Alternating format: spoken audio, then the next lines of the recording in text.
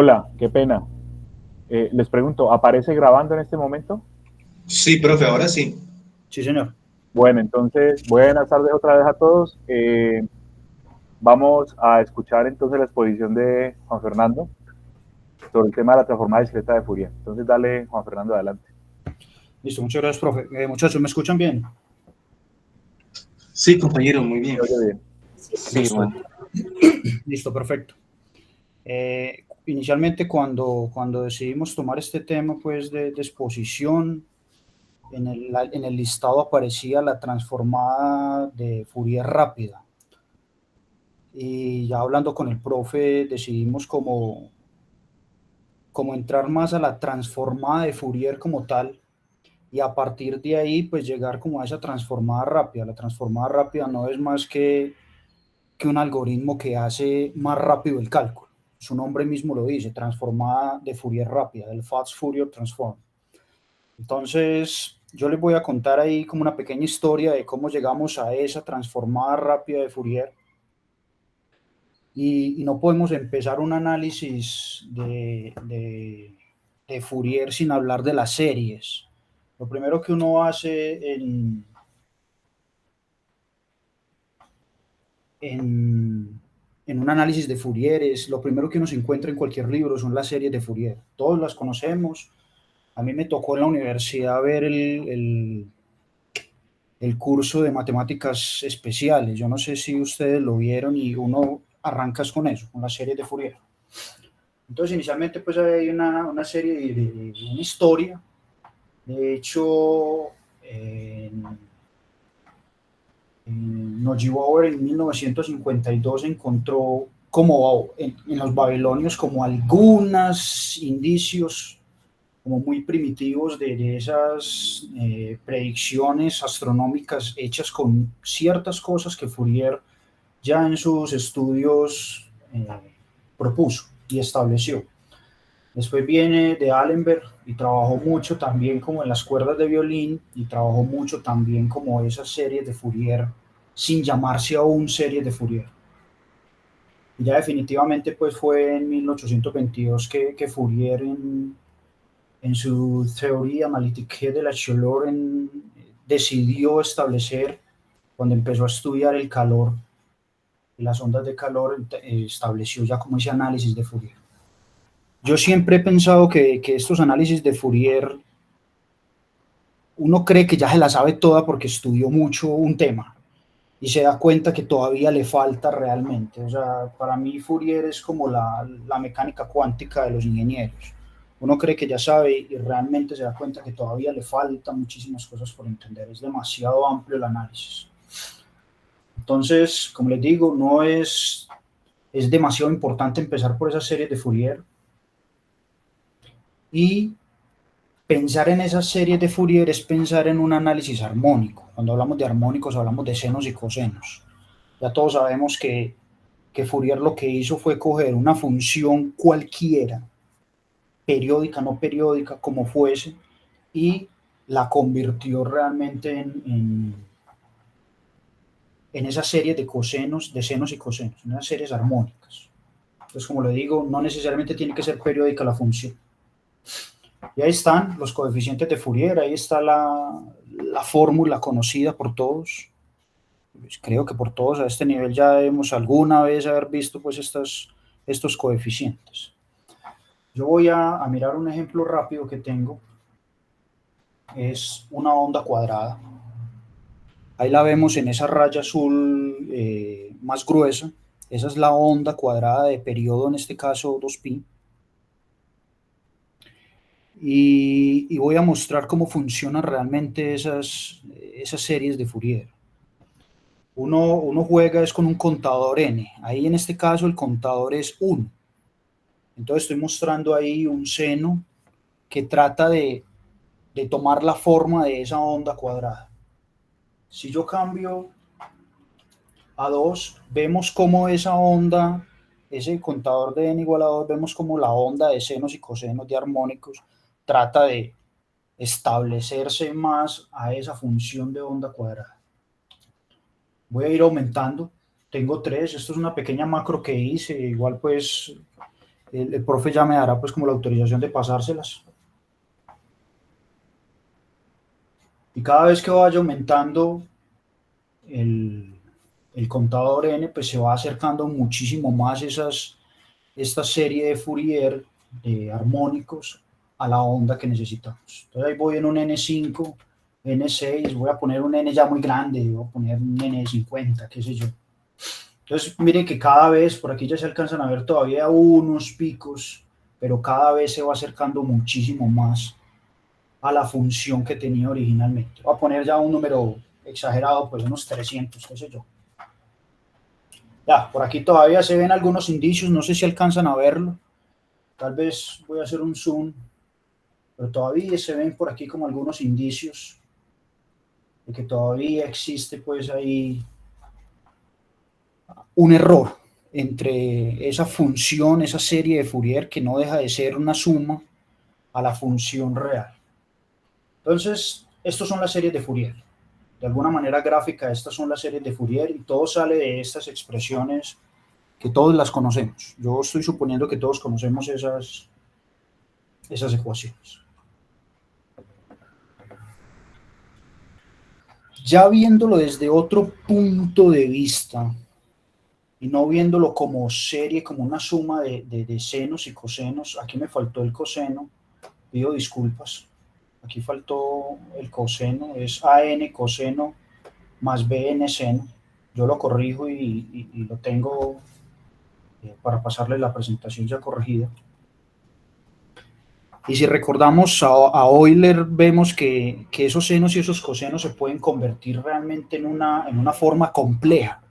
Entonces ya no estamos hablando de la serie de Fourier de senos y cosenos, sino de la serie de Fourier en una forma compleja que vamos a necesitar realmente para poder introducir esta transformada discreta. Entonces, de alguna u otra manera, recuerden la ecuación de Euler. Yo la escribiré por acá.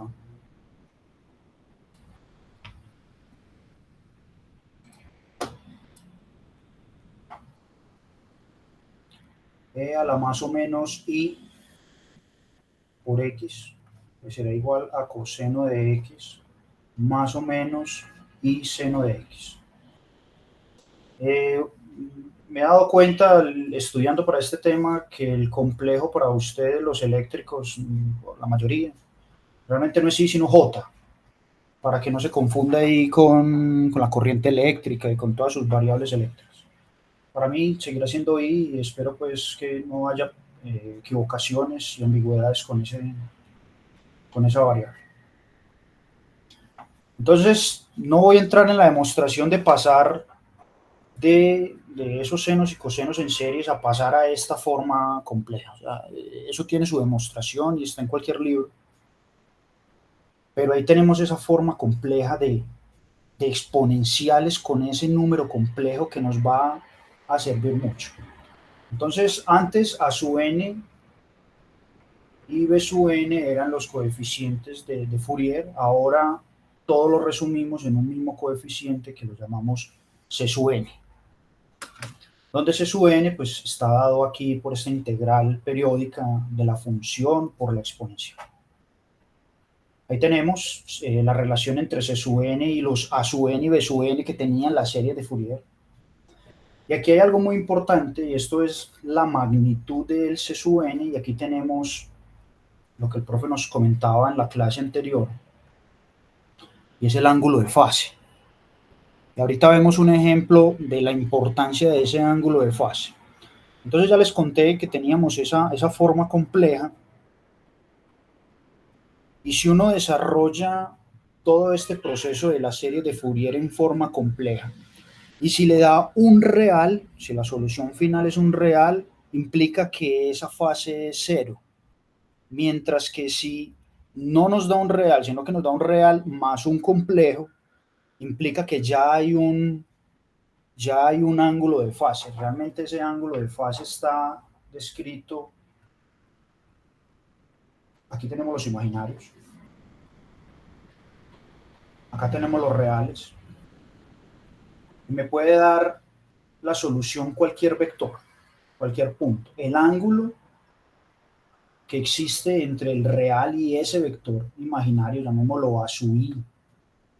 Este es el ángulo de fase, que también lo veremos en un ejemplo más práctico que tengo al respecto. Entonces, cuando yo desarrollo ya esa serie de Fourier en esa forma compleja, ya le voy a dar un nombre a esos valores del resultado, a esos C sub n. Cuando yo calculo el C sub n, lo sumo, todos esos resultados, es lo que vamos a llamar de ahora en adelante un espectro de amplitud. Entonces ahí también entra un tema de los espectros de Fourier, que desde la parte sísmica, que es mi tema, recuerden, yo soy ingeniero civil y trabajo la parte sísmica en estructuras, trabajamos mucho los espectros de Fourier. Y en algún momento le comentaba al profe que siempre lo hacíamos con programas y escribíamos en el programa, hágame los filtros, sáqueme el espectro de Fourier, pero no entendíamos con la matemática, o yo al menos antes no entendía como esa matemática que estaba dentro de ese programa para sacarme esos espectros de Fourier. Aquí estoy con esta exposición, entendiendo mucho más ese proceso que me sirve mucho en el día a día del procesamiento de señales sísmicas. Entonces, por un lado tenemos el espectro de amplitudes y por el otro tenemos el espectro de fase.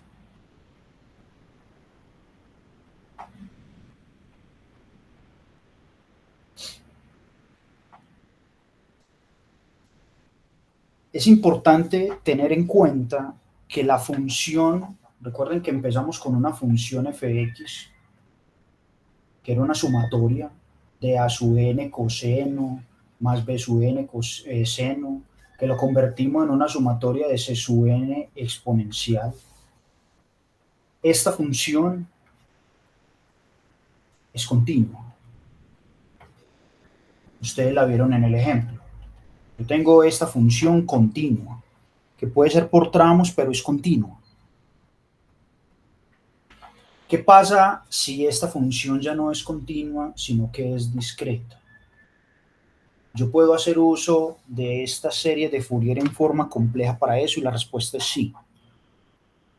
Debe tenerse en cuenta que ese input, esa función que yo estoy tratando de transformar, puede ser continua o discreta. Si es continua, mi solución es discreta. Cuando hablo de solución, es esa transformada que hago, ese proceso de sumar todos esos coeficientes y elevarlos a la exponencial del complejo. Ese resultado es discreto. Entonces, el output es discreto, mientras que la función input puede ser continua o discreta misma. Entonces ya empezamos ese tema de lo discreto, que es lo que nos interesa. Incluso a mí me interesa mucho, porque como les digo, perdón, ¿alguien iba a preguntar algo? Yo quería intervenir ahí un segundito, Juan, qué pena. Claro, profe, está en todo su derecho. Sí, o sea, la señal de entrada, como Juan dice, pues puede ser continua, discreta. Hablemos en términos de acá de lo que se ha expresado en el curso, puede ser análoga o digital. Exactamente. ¿Sí? Pero él pasa por una serie de Fourier y al final siempre termina con coeficientes discretos hasta ahora.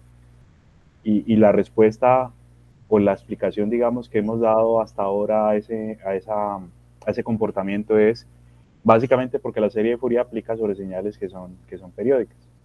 Entonces puede ser periódica análoga o periódica digital, pero por el hecho de ser periódica en el dominio del tiempo, creo que varias veces lo habíamos hablado en algún momento previo, por el hecho de ser periódica, sea ella análoga o digital, esa periodicidad en el dominio del tiempo tiene la característica de llevarme una representación discreta en el dominio de la frecuencia.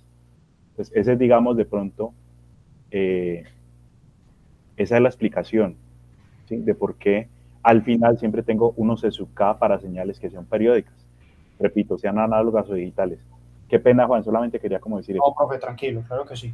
Entonces, como les decía, en el caso mío de tratar con sismos, un sismo se representa, yo lo llamo el electrocardiograma de la Tierra, y estos son funciones no analíticas, sino discretas. Realmente son puntos de aceleraciones del suelo de una manera discreta, no es una función. Ahora a mí el suelo no me entrega un f de x o un f de t, porque eso está en función del tiempo. Lo que me entrega son una serie de puntos cada cierto intervalo de tiempo, no sé, cada segundo, cada punto 0,1 segundos. Entonces, con esto es que yo realmente trabajo en mi profesión. Muy rara vez trabajamos con funciones continuas. De hecho, pues, desde la parte civil, desde la parte geofísica, no existe una función de la Tierra que sea continua, todo es discreto. Entonces aquí vengo con un ejemplo muy sencillo. Ya en este caso, pues la función f de t consiste de un pulso rectangular de magnitud a y tiene una duración que yo llamo d. Aquí está la función, es continua, a pesar de que es por tramos, pero es continua. Y se me pide encontrar ese espectro de frecuencia. Entonces, yo tengo ese cálculo, también se los puedo pasar. Tengo ese cálculo paso a paso de calcular esos coeficientes complejos, C sub n. No me interesa entrar como al detalle del cálculo, por eso lo tengo ya hecho y se los paso. Aquí algo, digamos, como algunas operaciones ahí, algunos artificios matemáticos para llegar a un resultado que es A sub d sobre t, que siendo el periodo seno de un ángulo sobre ese mismo ángulo en radianes.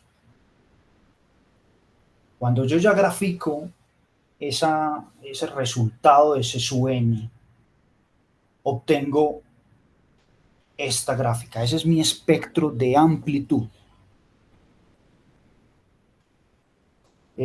Aquí tomo unos datos de duración 1 sobre 20, el periodo lo tomo como un cuarto, la relación D sobre T es un quinto, y eso implica que haya una frecuencia 2pi sobre T de 8pi.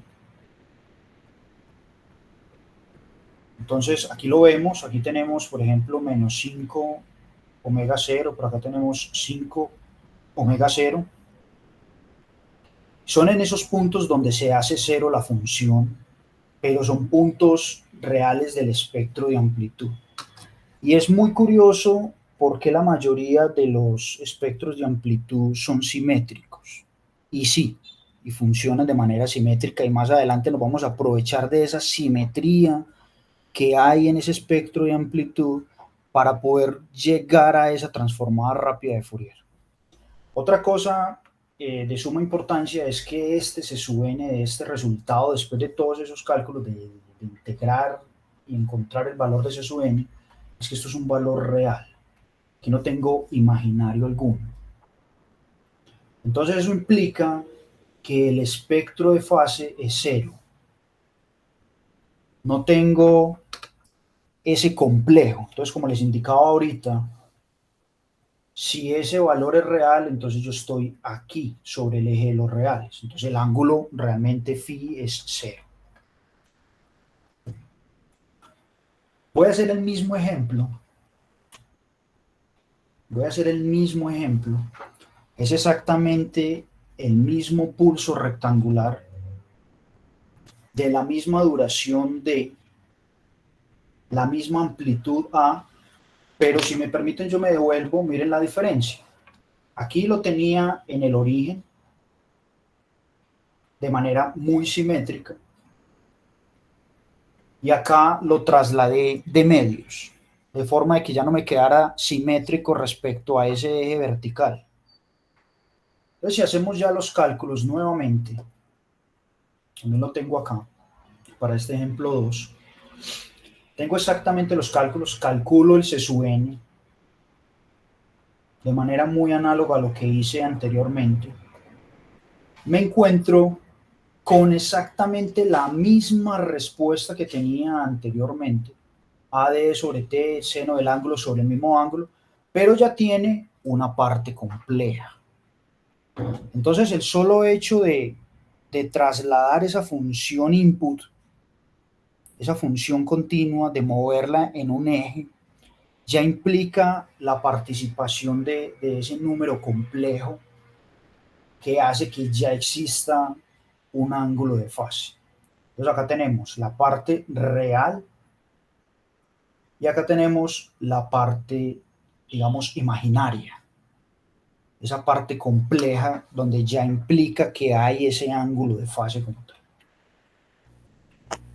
¿Alguna pregunta hasta ahí? Profe, ¿ibas a interrumpir? ¿Ibas a decir algo? Sí, comentario, porque ahí básicamente, pues vos lo hiciste con una rigurosidad mucho mejor que la mía, ¿no? Pero ahí básicamente estamos recreando un ejemplo que se mostró en el sentido contrario en una clase anterior. Sí, señor. Y es que teníamos un filtro ideal, dominio de la frecuencia perfectamente rectangular. No sé si recuerdan, ¿cierto? Cuando el filtro usted al filtro ideal le saca la transformada inversa de Fourier, termina con unos coeficientes del tipo zinc. Ejemplito del filtro ideal, por ahí está el video y todo para que de pronto, si no se acuerdan, lo miren. Y Sí, yo les decía, el problema de este filtro zinc, así como lo tenemos, es que es anticausal, va a tocar moverlo, desplazarlo en el tiempo. Y mira cómo apenas vos lo desplazas en el tiempo, porque básicamente esta función que tienes en pantalla es la misma que tenías antes. es la misma, solo que la moví, sí, señor. La moviste, la corriste a la derecha a una posición de medios, ¿no? Sí, señor. de medios segundos. Y ahí mismo aparece, y si me permite, Juan, para que muestres el resultado del Word que tienes allí. Ahí mismo aparece un término de fase, porque usted la movió, pues obviamente le genera un desfase, ¿sí? Y el término de fase, si ustedes se fijan, es lineal. El término de fase es lineal, es decir, varía linealmente, es una línea recta que cambia linealmente con omega cero, en este caso como tiene las ecuaciones allí. Entonces yo les decía en ese ejemplo básicamente eso, ¿no?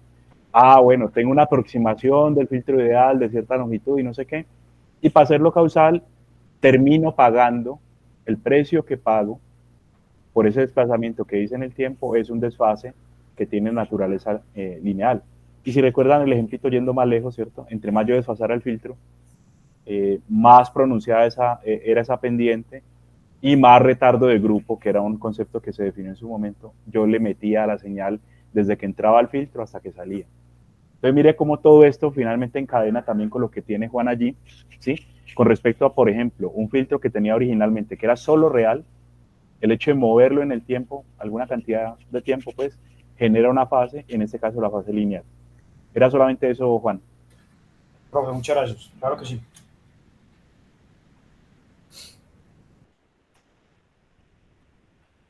Entonces, solo dibujé aquí el espectro de amplitud para mostrar que es exactamente la misma respuesta real.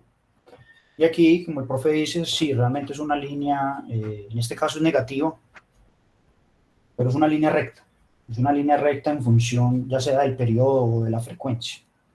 No sé por qué no la grafiqué, pues siendo una línea, pues no tiene como ciencia, pues, graficarla. No recuerdo por qué no la grafiqué, pero bueno, sí, es una línea recta.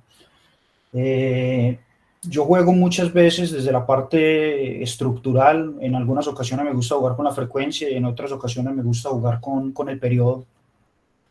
Entonces, casi siempre pongo mis respuestas en estructuras en los dos términos, tanto frecuencia como periodo. Y la frecuencia, pues, angular es simplemente 2π sobre el periodo. Eso, pues, es muy básico y es casi obvio para nosotros a este nivel de ingeniería. Aparece un pequeño teorema, solamente por enunciarlo, y es como esa cantidad de energía, esa cantidad de poder que puede existir en esas funciones, en esos espectros de amplitud, que de alguna u otra forma son bastante importantes. En mi concepto de la ingeniería sísmica, cuando yo tengo un sismo, pues un sismo, todos sabrán que es la liberación de energía. Pensemos en un resorte. La Tierra funciona como un resorte. Yo estoy comprimiendo el resorte, las placas tectónicas están comprimiendo ese resorte allá interior y cada vez se va acumulando más y más energía y llega un momento en que ya la fricción suelta el resorte y libera esa cantidad de energía. Entonces, la forma en que nosotros medimos esa energía es a través del espectro de Fourier. Conocer esa cantidad de frecuencias que tengo desde un sismo, toda esa cantidad de frecuencias que tengo. Por aquí tengo pues amplitud, por acá tengo frecuencia. Y de alguna u otra forma, medir el área bajo cada uno de esos picos de frecuencia es esa cantidad de energía que existe liberada de ese sismo. Ahí entra un tema y es que realmente el suelo funciona como un filtro. Entonces, por eso hacemos mucho uso de Fourier para realmente encontrar la energía efectiva que nos llega a la corteza terrestre. Me explico. Si esta es mi corteza terrestre, aquí tengo yo el diseño del edificio y el sismo libera energía, pero la corteza terrestre no es homogénea. Tiene ciertos estratos de capas de suelo, de roca.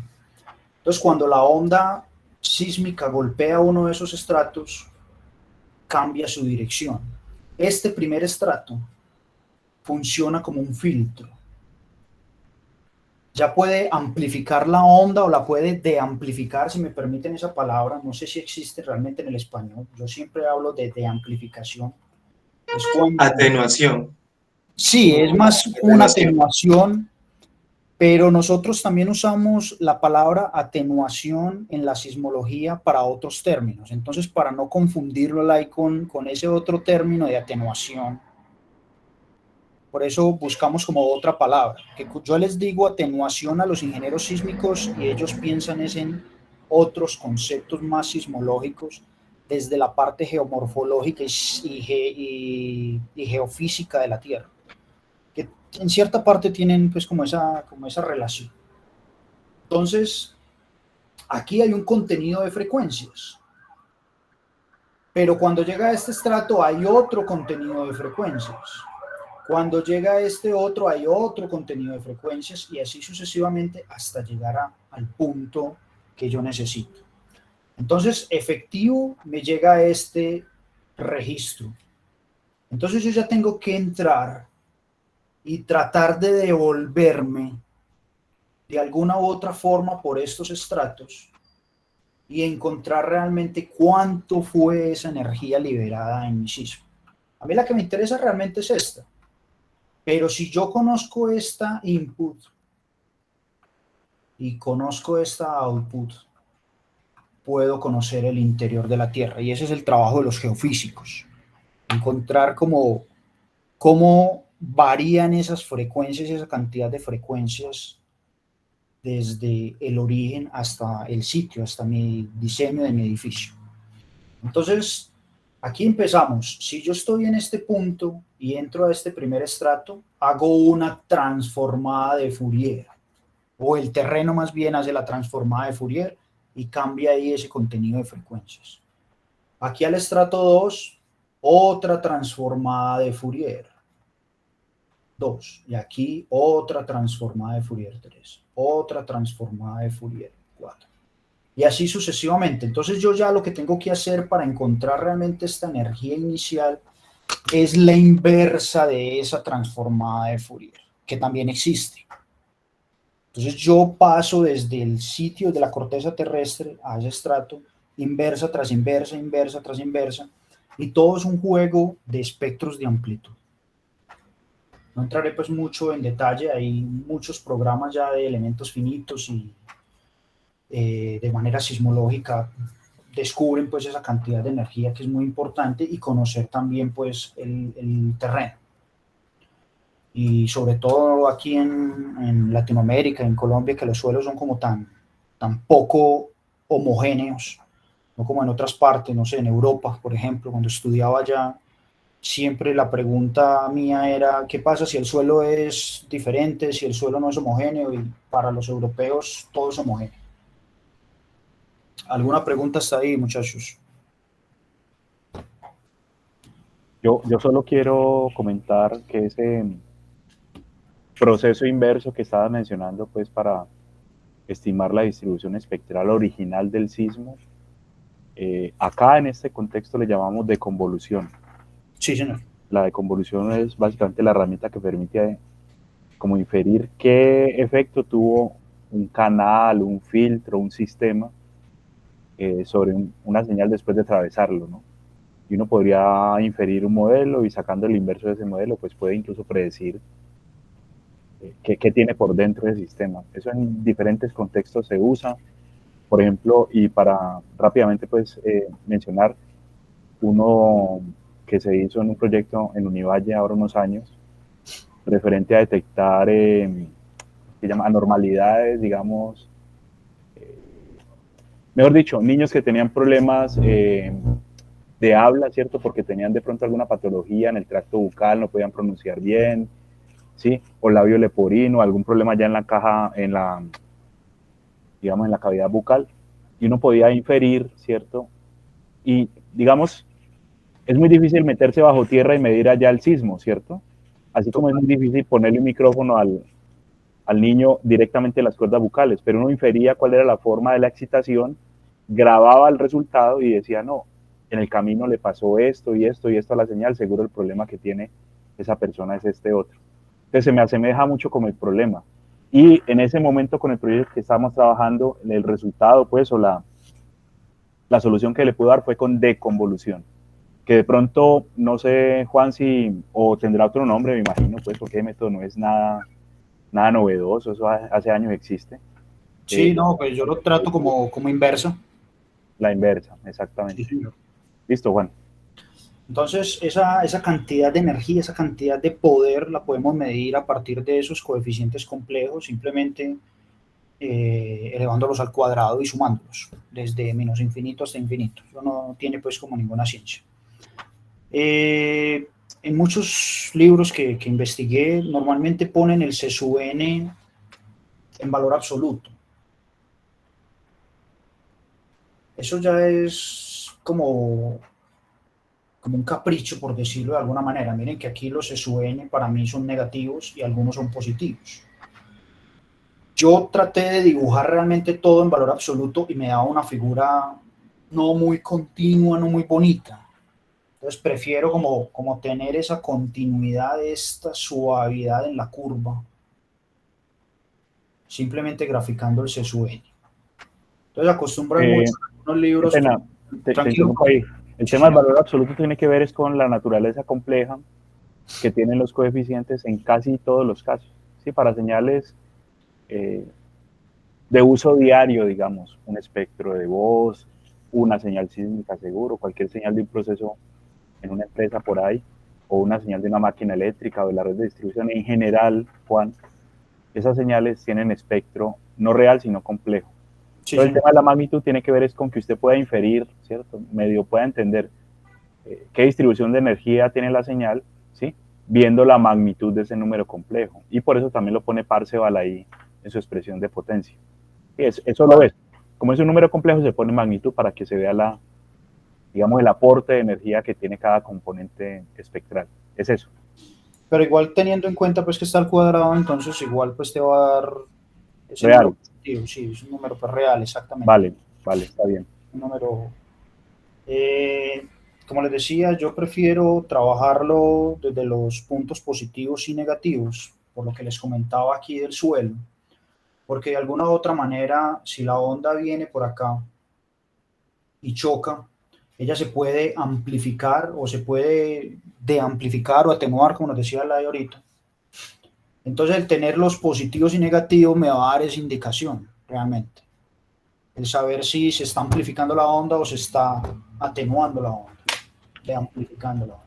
Y de todas formas, Juan también tiene razón en una cosa que es muy importante. Nosotros estamos acostumbrados en eléctrica, control, electrónica, telecomunicaciones, pues, y áreas afines, a ver diagramas de Bode, por ejemplo, ¿cierto? Y siempre es magnitud y ángulo. ¿Sí?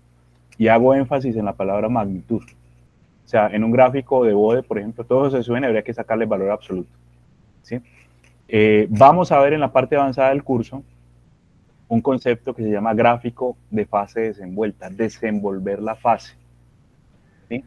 Y básicamente desenvolver la fase implica pasar de magnitud a amplitud. Y miren el título de lo que tiene Juan allí. Dice espectro, no de magnitud, que es lo que uno está acostumbrado, repito, en electrónica y áreas afines, sino espectro de amplitud. En el sentido de que uno deja, ¿cierto? Uno deja que los componentes tengan valores negativos también. Y eso, como vamos a ver en ese momento, tiene una utilidad grandísima a la hora de analizar el otro gráfico. Que claro, aquí en este caso no se necesita porque el otro gráfico, como bien explicó Juan, es un gráfico de fase igual a 0. Pero como en señales normales no pasa eso siempre, es más bien común el otro caso que la fase sea distinta de 0. Entonces, graficando la amplitud en este caso, el espectro de fase adquiere unas características que son deseables para poder analizar la señal. Y se acordarán de mí cuando veamos esa parte, pues en el tema, después de terminar esta parte básica, se acordarán de mí. El tema de fase desenvuelta requiere, o sea, es una imposición que tiene el método para hacer gráficos de fase desenvuelta, que no grafiquemos espectros de magnitud, o sea, en valor absoluto, sino de amplitud, como lo tiene Juan allí. Dale, Sí, Juan. gracias, profe. Bueno, a partir pues de todo el análisis de Fourier existen muchos teoremas. Ese no es el caso pues aquí en esta charla, pero quise mencionar el de Parseval por su importancia desde el punto de vista de la energía que requiere, o que más bien que libera ese sismo o que tiene esa señal. Es importante. Bueno, entonces ahí tenemos los sueños, aquí los vemos, ya se los había mostrado de manera compleja.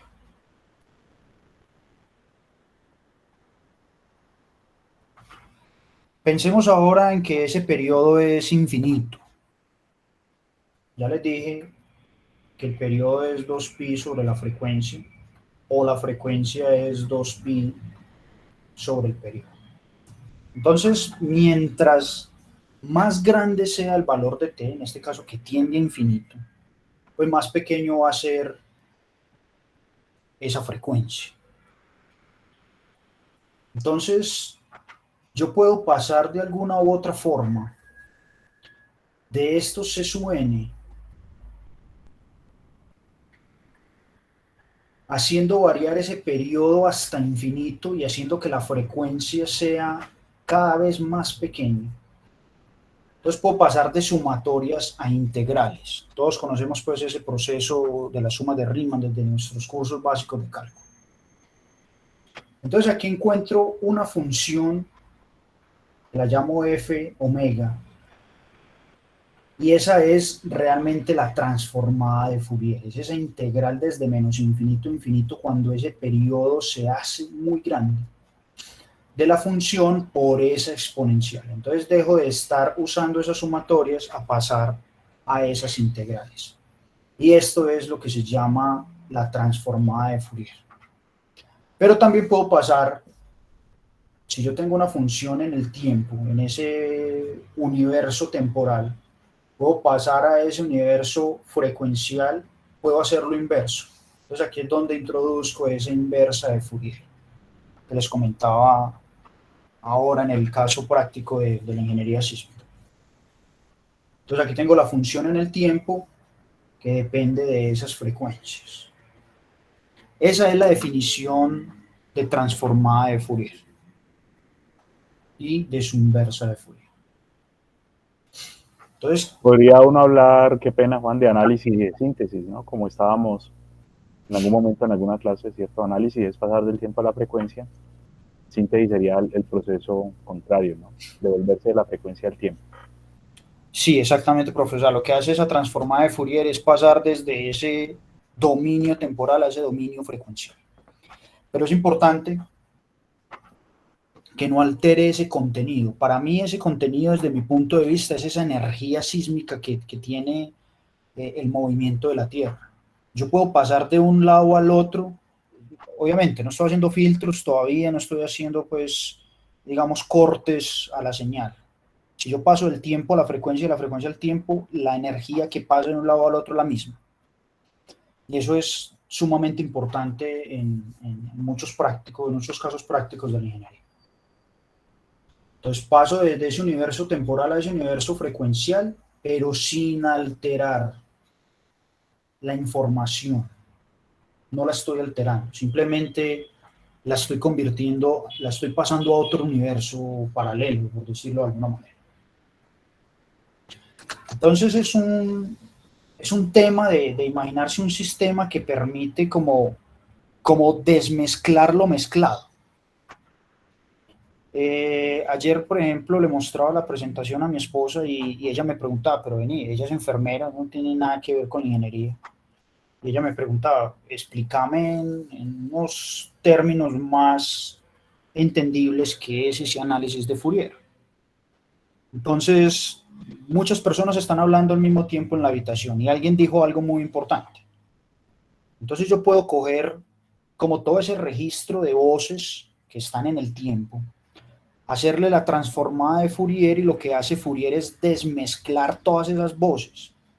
Lo que sí no hace es decirme temporalmente cuál es cada voz. Lo que sí me da es que la frecuencia del profe Freddy es una, la frecuencia de Alay es otra, la frecuencia de Juan Fernando es otra. Y yo ya puedo aislar esa frecuencia del profe Freddy y hacer esa inversa, ese proceso matemático inverso, y solo aislar esa voz del profe Freddy para escuchar qué fue lo que tan importante que dijo. También hay una analogía que me gusta mucho a mí y la aprendí en matemáticas especiales hace ya 20 años que vi esa materia, y es la analogía de la crema de vegetales. O sea, ustedes tienen una crema de vegetales y ustedes están comiendo ahí en esa crema de zanahoria, cilantro, papa, en fin, cuanto vegetal se les ocurre. Pero resulta que Alay es, no sé, es alérgico a la zanahoria. Entonces, ¿cómo puedo yo sacarle la zanahoria de esa crema? Pues si yo pudiera coger esa crema y traspasarla por una transformada de Fourier, de tal forma que me aísle lo que es zanahoria, lo que es cilantro, lo que es papa, lo que es habichuela, etcétera, etcétera, yo ya le puedo quitar esa zanahoria, y ese es el proceso de filtrado, quitar como esa zanahoria, la que es alérgico el compañero, y volver a hacer la inversa, pero ya quitando esa. Entonces ya me quedará la crema de vegetales sin esa zanahoria, y ya ahí se la podrá comer sin problema alguno, pues en su alergia. Entonces realmente eso es lo que hace el proceso de Fourier. Así lo entendí yo desde hace 20 años, y es desmezclar, es separar, eso es todo, es un sistema capaz de separar los elementos uno a uno de esa mezcla. Entonces ahorita con las voces, claro, él frecuencialmente coge la voz de la persona 1, la persona 2, la persona 3 y las aísla. Eso es lo que hace la transformada de Fourier. Entonces, desde un punto de vista físico, en el caso pues del tratado sismológico de sismos, existen dos ramas, que es la sismología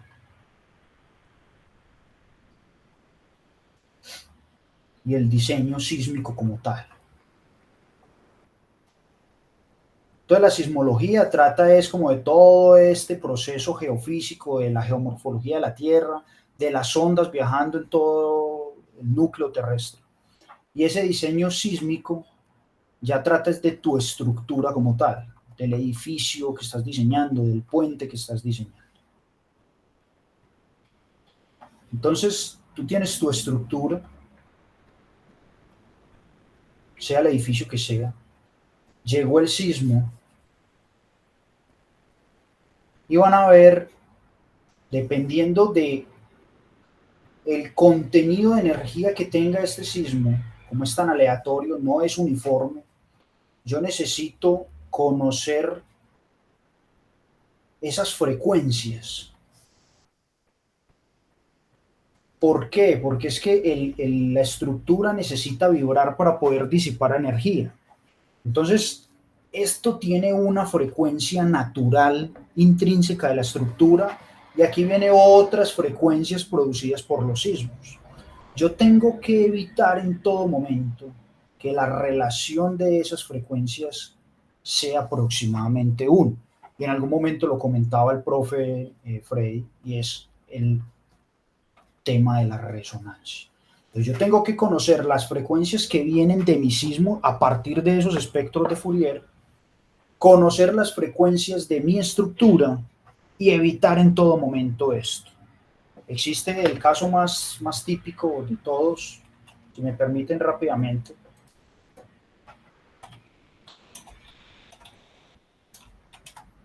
Desde 1940 viene estudiándose el tema de la resonancia.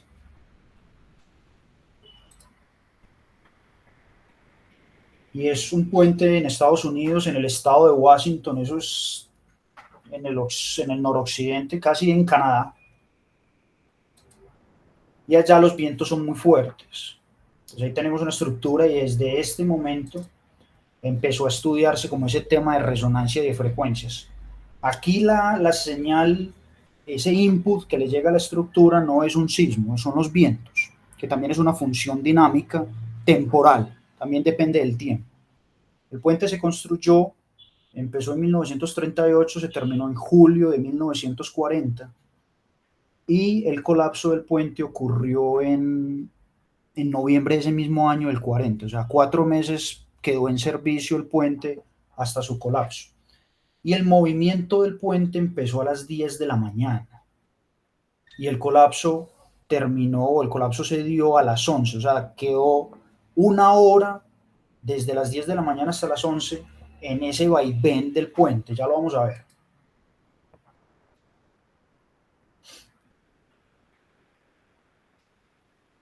Entonces, noten cómo se mueve el puente por ese efecto de resonancia. Ahí se igualó la frecuencia del viento con la frecuencia de la estructura, del puente mismo. Entonces imaginémonos como un alambre, cuando queremos partir un alambre lo cogemos con las 2 manos y empezamos a moverlo de arriba hacia abajo. Eso es lo que está haciendo el viento con el puente, se está moviendo de arriba hacia abajo. ¿Y cuando rompe uno el alambre? Pues cuando ya se fatigue el material como tal, y eso fue lo que pasó. O sea, ya el viento de alguna manera cansó, fatigó las vigas de acero y terminó pues en colapso. Entonces yo tengo que evitar eso. Para yo poder conocer esas frecuencias de la estructura, en este caso pues de ese puente, tengo que usar los espectros de Fourier, conocer ese contenido de frecuencias que hay desde el sismo, conocer la frecuencia de mi estructura y evitar esto al máximo.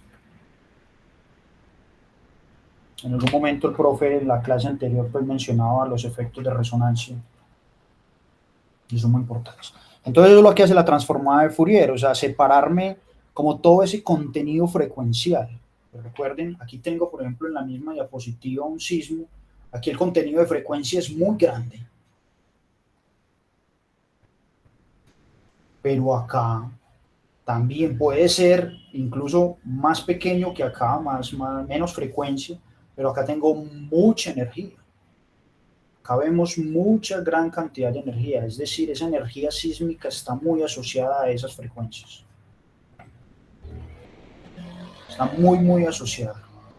Y un sismo se caracteriza por su contenido de frecuencia, por su duración y por la amplitud que tenga. Cuando hablo aquí en este caso de amplitud serían estos puntos de máxima aceleración. Ya sabemos que por Newton fuerza es igual a masa por aceleración. Entonces mientras más grande sea esta aceleración, pues más grande será la fuerza que le va a llegar a la estructura. Entonces en eso consiste esa transformada de Fourier, en poder separar, en poder coger esa crema de vegetales y separar la zanahoria, el cilantro, todos los vegetales que yo tenga. Realmente una señal es una mezcla de muchas frecuencias. Eso es una señal. Entonces, como les decía, esa transformada de Fourier es ese sistema capaz, como dice ahí, capaz de separar esos vegetales de esa crema de vegetales. Ahí está la analogía. Aquí tengo la crema, acá tengo la señal. Acá tengo ya los vegetales separados. Y acá tengo senos y cosenos de cada una de esas cantidades de frecuencia. Entonces, no sé, esta azul será este tomate, esta verde será esta zanahoria, esta amarilla, no sé, será aquí el maíz, etcétera, etcétera. Entonces yo puedo separar. La analogía es la crema, es esa serie temporal compleja. Aquí compleja no es que haya un número complejo, sino difícil. Robusta, por decirlo de alguna manera. Los vegetales son todas esas formas básicas de senos y cosenos. Entonces, ¿cuál es el motivo por el cual yo paso a ese contenido de frecuencias? Pues realmente las operaciones se hacen muchísimo más sencillas.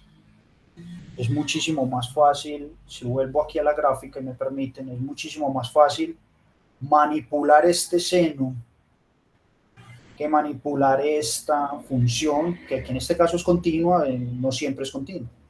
Pero es mucho más fácil manipular estos senos y cosenos, conocemos sus derivadas, sus integrales, que esta señal que es más difícil, más robusta, más compleja. Entonces ese es el motivo por el cual pasamos a ese dominio frecuencial, el ser capaz de manipularlo fácilmente. Desde una manera computacional es muy fácil y de una manera conceptual muchísimo más fácil. Entonces un filtro, ya ustedes que son los eléctricos saben muchísimo más de eso. Yo aquí estoy aprendiendo montones de esta clase.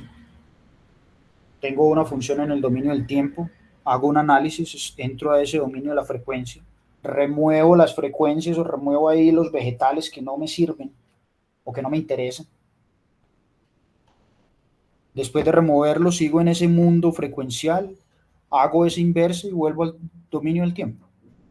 Entonces, recrear esto es de suma importancia. Incluso el trabajo que yo tengo y el profe Freddy pues, me está colaborando bastante es llegar a este dominio después de hacer como todo un filtrado de las señales. Yo tengo un comentario ahí, Juan. Sí, señor. No necesariamente el dominio, perdón, no necesariamente el filtrado tiene que ocurrir en el dominio de la frecuencia.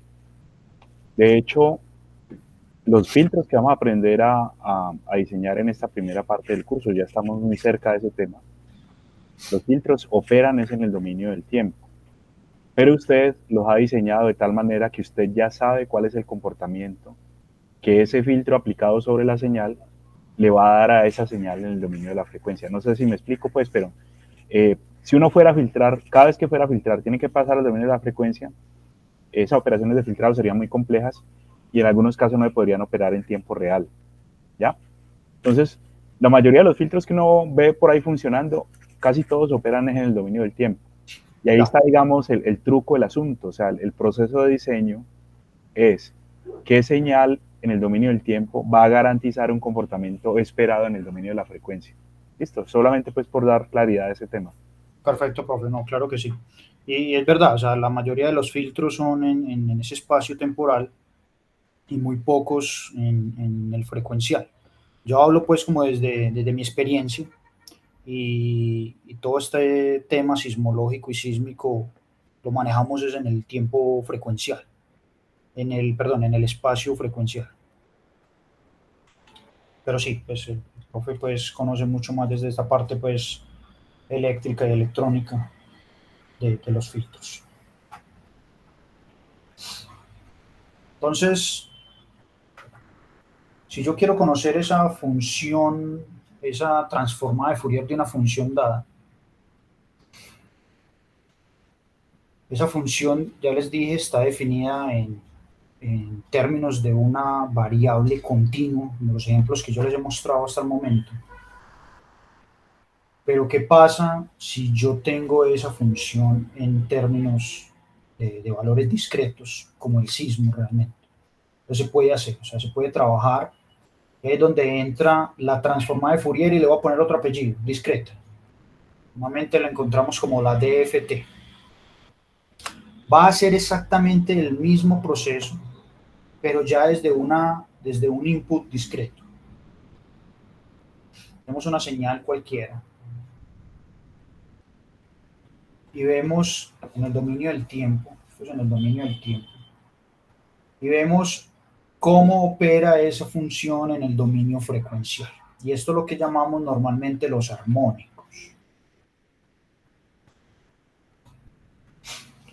Entonces, en ese proceso de encontrar esas frecuencias para la estructura, vuelvo a mis ejemplos de ingeniería estructural, hay un movimiento muy predominante más en un edificio en una dirección que en otro. Me explico. Si mi estructura en planta, mi edificio en planta,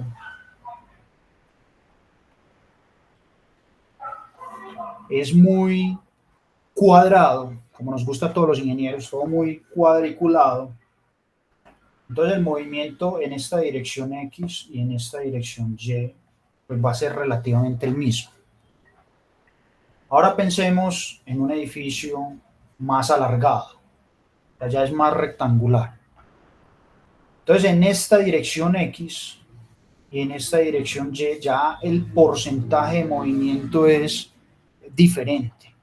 Ya podríamos tener aquí un movimiento con un 20% de toda la energía que tiene el edificio, el movimiento de todo el edificio en un 20%. Aquí podríamos tener un 80% por ser más flexible en esta dirección. Entonces, estos armónicos con esta área debajo de esos armónicos me están indicando ese 80% en esa dirección Y, este 20% en esa dirección X. Y estos pueden ser de pronto unos armónicos muy pequeños, que haya cierta torsión en planta. Que también podríamos tener un edificio, como le gusta a los arquitectos, también en planta, que tenga irregularidades. Entonces aquí ya no solo participa un X, no participa un Y, sino que también participa un Z. Entonces es importante para mí como ingeniero estructural saber esa cantidad de participación de energía, de participación de masa que está funcionando. Ya les dije, es importante la vibración para la disipación. Y no hay vibración si no hay masa. Entonces hay un contenido de masa que se está moviendo en esta dirección Y y en esta dirección Z. Y eso nace a partir de esos espectros de amplitud, de saber cuánto es ese porcentaje de energía que hay en cada dirección.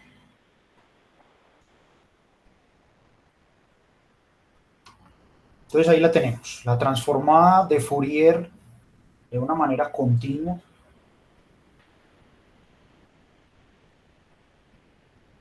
donde la función es continua, aquí la tenemos, xt, y aquí es esa transformada de Fourier discreta. Miren la similitud entre las dos, solo que aquí es continua, entonces hablo de un C sub n, donde hay una integral de una función continua. Acá ya no tengo esa función. Acá ya tengo es un x sub n, donde ya tengo que reemplazar valor a valor para encontrar este término, y aquí estará la exponencial. Entonces miren cómo tenemos la exponencial acá, donde la frecuencia aquí es 2pi sobre el periodo.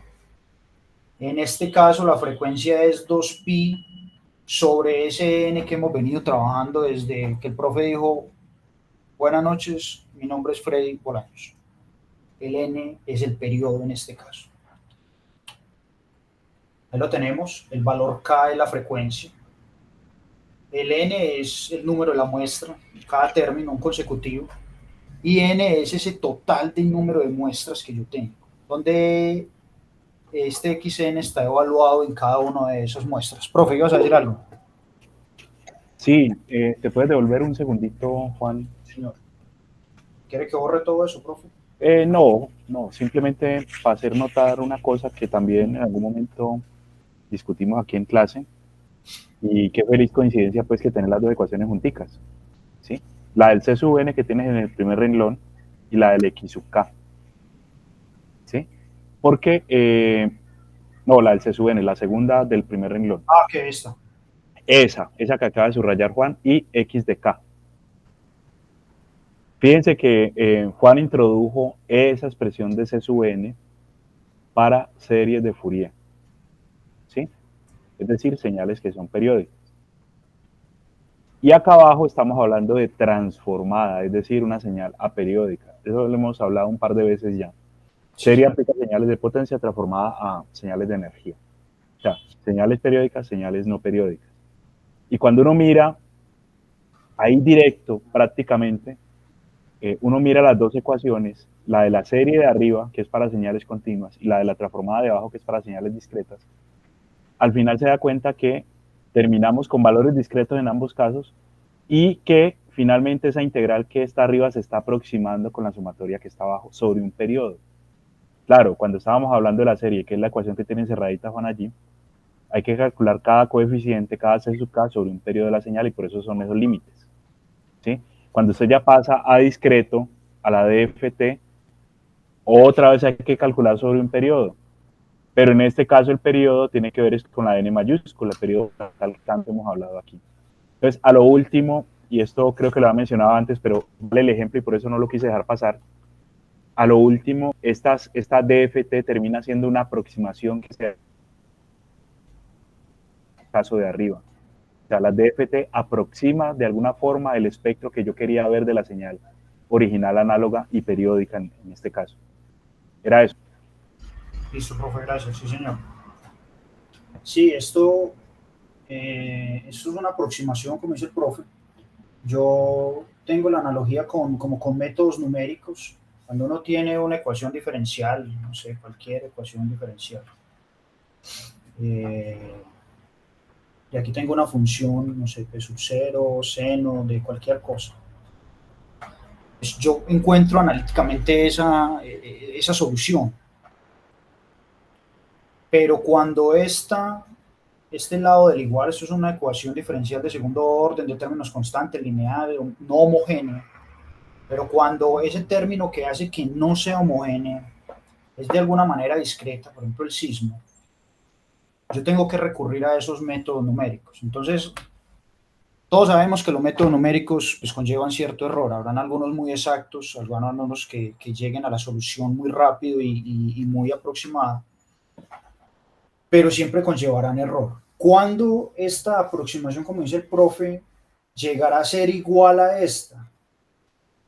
¿Ustedes qué creen? ¿Cuándo llegará a ser esa transformada de Fourier discreta igual a esa transformada de Fourier de manera continua? La pregunta es para ustedes. Cuando cada uno de las muestras sea inicialmente pequeña, o sea, es entre cada uno pues de las muestras, o sea, que el periodo es inicialmente pequeño, el periodo de muestreo pues de la Exactamente, señal. exactamente. Pero entonces sí, es una aproximación, como dice el profe. Llevará pues algún error si la calculamos por este método o por este método. Siempre habrá pues como una diferencia. Todo en nuestro mundo de la ingeniería funciona con métodos numéricos. Incluso hasta Excel es un método numérico. Cuando uno calcula un valor y uno espera cero y aparece como 2 exponente a la menos 16. Pues eso para nosotros es cero, pero en síntesis Excel no puede poner cero porque sería un error.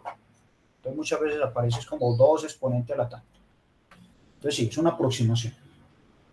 Entonces aquí estaba explicando cada uno de los términos de la transformada de Fourier discreta. N minúscula es como ese número de la muestra, es ese consecutivo 1, 2, 3 hasta n. El n mayúscula es el número total de muestras y k es la frecuencia. Aquí tengo otro ejemplo. Este está, digamos, hecho un poco a mano. Ahí muestro los resultados. Es muy sencillo, es una sinusoidal. ¿Cuál es la frecuencia de muestreo? ¿Cuáles son el número de muestras? En este caso, pues 8.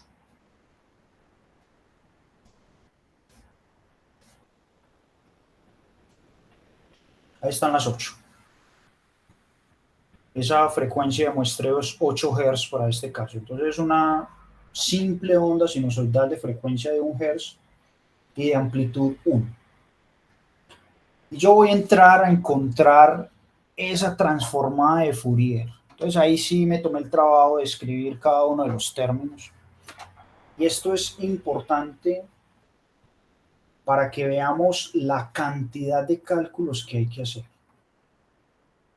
Es importantísimo porque a eso vamos hasta el final, en saber esa cantidad de cálculos y cómo podemos reducir esa cantidad de cálculos. Entonces aquí calculo un primer término, x sub 0. Este primer 0, si me permiten me devuelvo, pues aquí lo vemos, 0. Es el valor, es el x sub n evaluado en 0. En esa primera muestra, y es 0. Ahí lo vemos. Exponencial del complejo 2pi sobre 8, recuerden que el n mayúscula en este caso es 8. Tengo 8 muestras. Este 0 es la frecuencia, el k, porque yo estoy calculando el x sub 0. Ya k en este primer cálculo es 0. Y este 0 es el n. Entonces podemos ver en el segundo término, punto 70. Si me permiten, me devuelvo nuevamente. Aquí lo tenemos. Punto 70. Otra vez la exponencial de menos i a la 2pi. En este caso la frecuencia no ha cambiado. Sigue siendo 0. Pero ya el n es 1. Y así sucesivamente me voy yendo. ¿Cuántas sumas tengo que hacer yo acá? Y apenas estoy calculando el primer término de la transformada de Fourier discreta.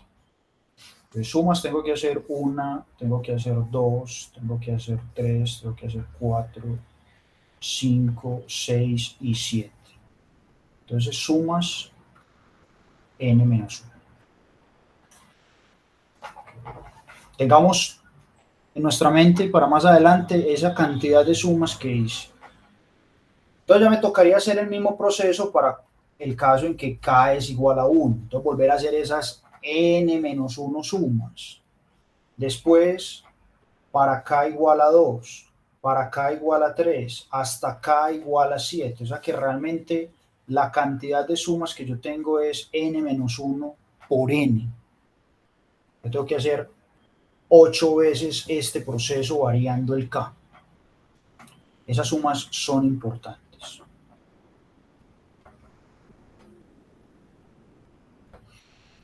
Si continuamos pues con el cálculo de x sub 0, pues ahí entramos en la famosa fórmula de Euler para evaluar la exponencial en términos de cosenos y de senos. Es más fácil en la representación real y compleja para ver el resultado. Si yo lo evalúo desde el punto de vista exponencial, no me va a dar como ese resultado complejo como tal. Entonces, si lo paso a senos y cosenos es mucho más sencillo. Entonces, ahí está todo el desarrollo. Sigo con x sub 0.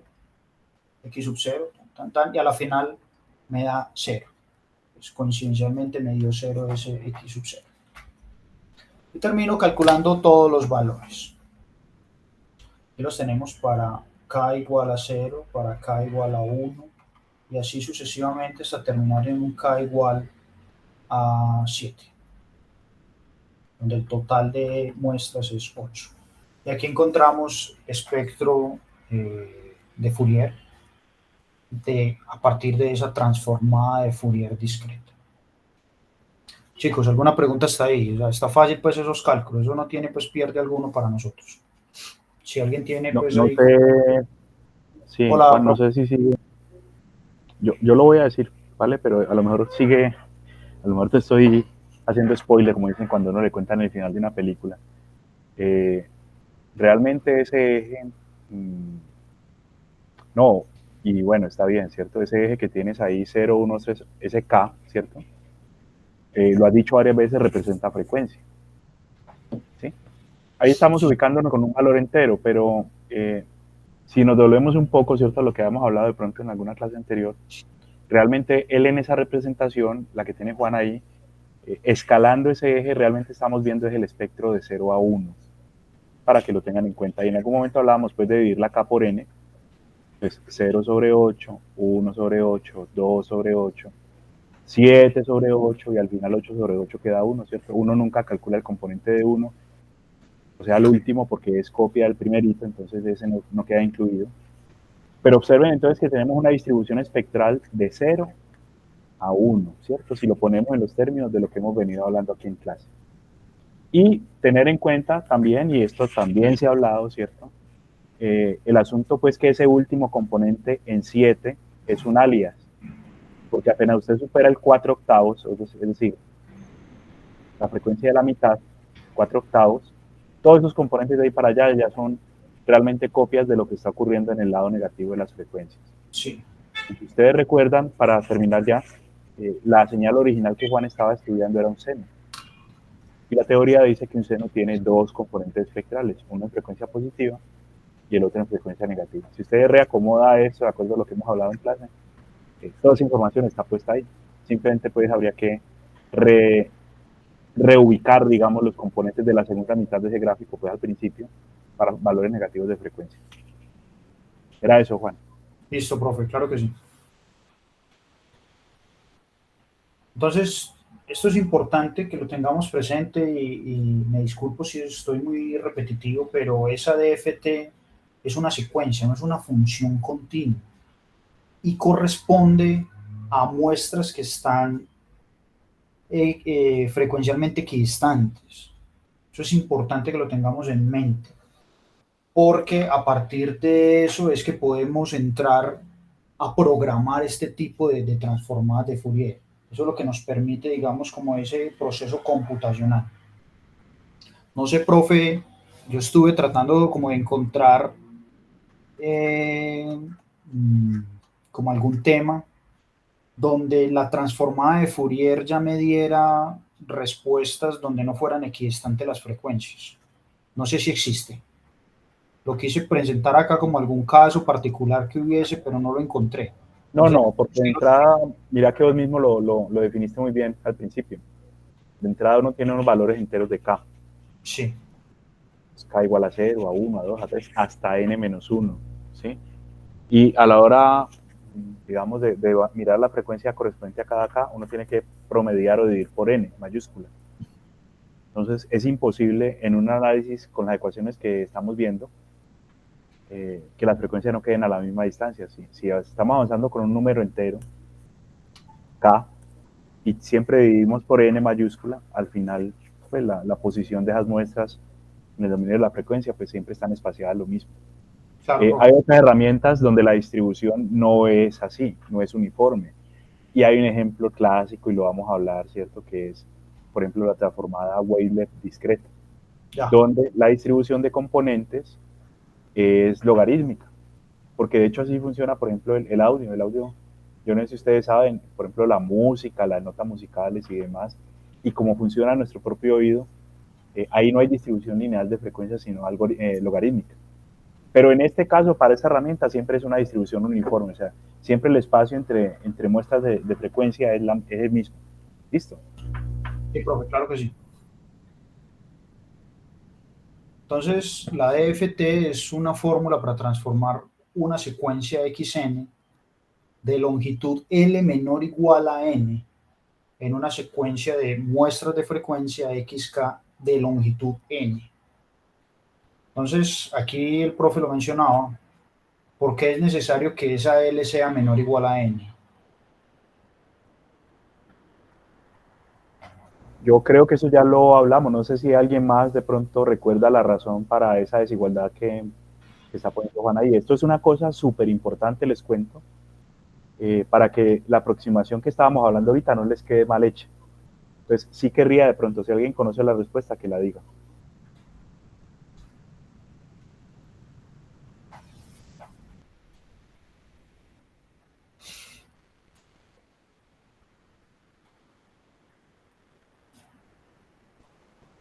Creo que nadie, profe, la conoce, Nadie quiere tirar al agua. pero me Dale, extraña Juan, pues, que eso hemos hablado varias muchísimo. veces. Eso Sí, tiene sí. que ver pues como con ese aliasing. Hola. ¿Qué hubo? Profe, ¿ibas a decir algo? No, qué pena, tenía abierto el micrófono, qué pena. Ah, ok. Sí, entonces tiene que ver pues como con ese tema. Si yo tengo L mayor que N, pues voy a tener algunas muestras alias, esas muestras parásitas, pues. Entonces siempre requiero de que L sea menor o igual a N para no tenerlas. De suma importancia eso, pues, en Sí, este el tema proceso es, de transformación. Señor. no, iba a decir que el tema es un tema de solape. Esos alias terminan pisando el rango que nosotros hemos definido como rango fundamental. Sí, señor. Digámoslo así, si usted no respeta esa desigualdad, genera un ruido que se le termina metiendo como información en la señal y esa información realmente no existía en dicha señal. Entonces tenemos un problema ahí porque altero el contenido espectral de la señal.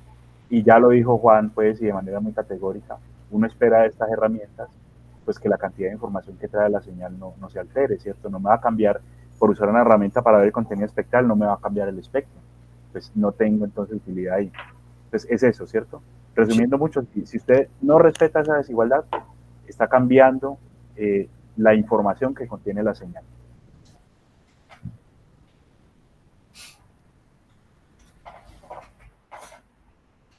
Bueno, entonces ahí vuelvo a poner, digamos, ya como la transformada de Fourier discreta y vuelvo y menciono que existe ese inverso.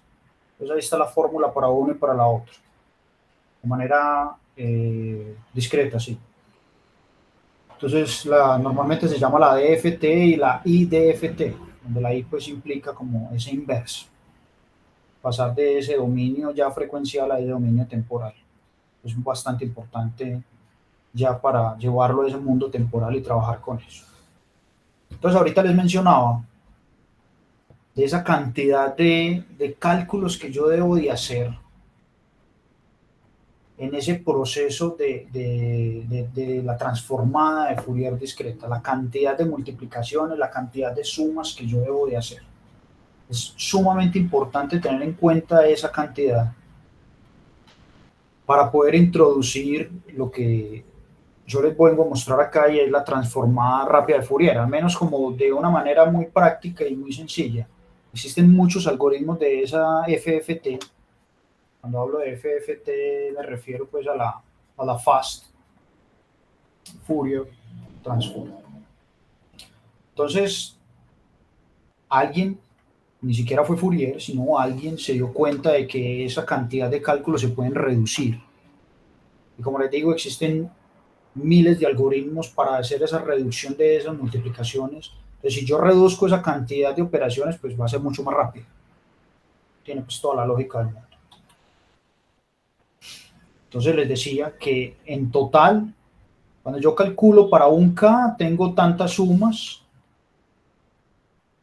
y tengo tantas multiplicaciones. En total, cuando ya calculo la DFT para todos los puntos, pues ya tendré n al cuadrado multiplicaciones y n por n menos 1 sumas. Y aquí entra de una manera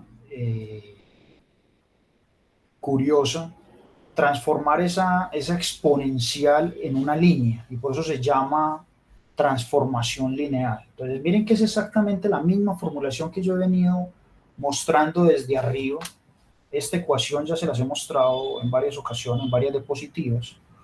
Y este término que tengo en azul lo voy a llamar WN a la KN. Lo mismo sucederá pues para la inversa. Y empiezo a trabajar con estos W. Entonces miren que esto no deja de ser una línea recta. Ya voy a pensar no en exponencial, sino en esas líneas rectas. Entonces la transformada de Fourier discreta se convierte de alguna u otra manera en una matriz de esos coeficientes WN. Recuerden, me voy a devolver rápidamente.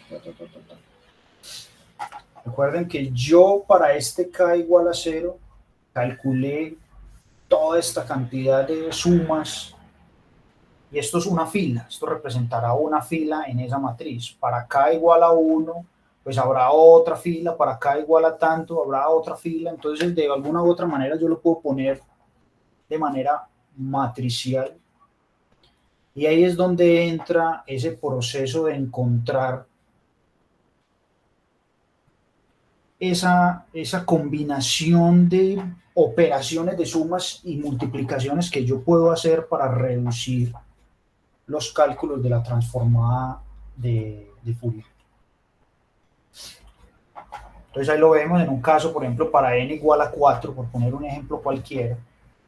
Entonces tendremos, aquí me equivoqué, pido mil disculpas, aquí sería 1, y sería 2. Yo lo corrijo, acá sería 3. Me di cuenta aquí en el momento y supuestamente revisé muy bien pues como toda la diapositiva. Pasé por alto eso. Acá tenemos el primer término, W sub 0, porque en este caso K es igual a 0. Recuerden que ese W se definió Wn a la Kn, en donde K es 0.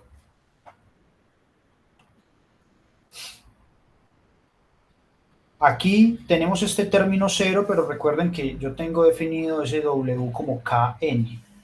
Entonces aquí tengo los N y aquí tengo los K. O sea, es una matriz K por N. Entonces en este caso el N es el 0.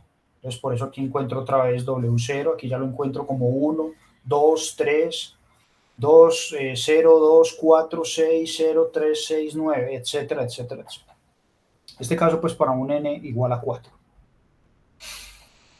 Entonces alguien observando de manera matricial esas ecuaciones se dio cuenta que este W4 puede llegar a ser igual a este W1, por ejemplo.